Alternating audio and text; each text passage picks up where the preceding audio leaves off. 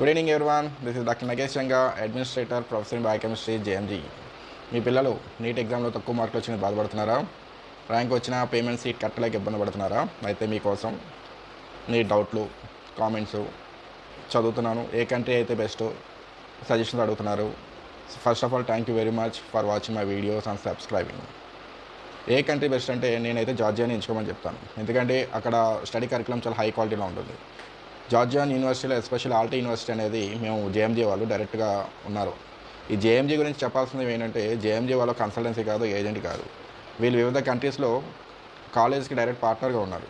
అలాగే జార్జియాలో ఆల్టీ యూనివర్సిటీకి డైరెక్ట్ పార్ట్నర్గా ఉన్నారు. ఆల్టీ యూనివర్సిటీలో టీచింగ్ చాలా ఎక్సలెంట్గా ఉంటుంది.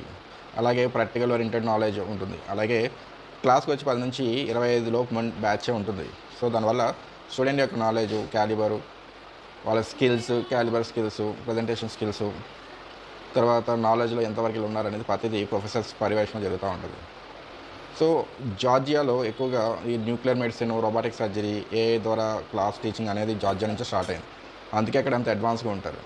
వాళ్ళు ప్రాక్టికల్స్ కూడా థర్డ్ ఇయర్ నుంచి స్టార్ట్ చేసుకుంటారు. కాబట్టి ప్రాక్టికల్ నాలెడ్జ్తో పాటు స్కిల్స్, క్యాలిబర్ అన్నీ పిల్లల్లో బాగా హైప్ అవుతాయి. దానివల్ల ఎఫ్ఎంజీ ఎగ్జామ్ లేదా నెక్స్ట్ ఎగ్జామ్ లాంటి పోటీ పరీక్షల్లో వీళ్ళు ఈజీగా నెట్టుకు వస్తారు. More than 95% success strike rate ఉంది ఎఫ్ఎంజీ క్లియర్ చేసుకోవడానికి.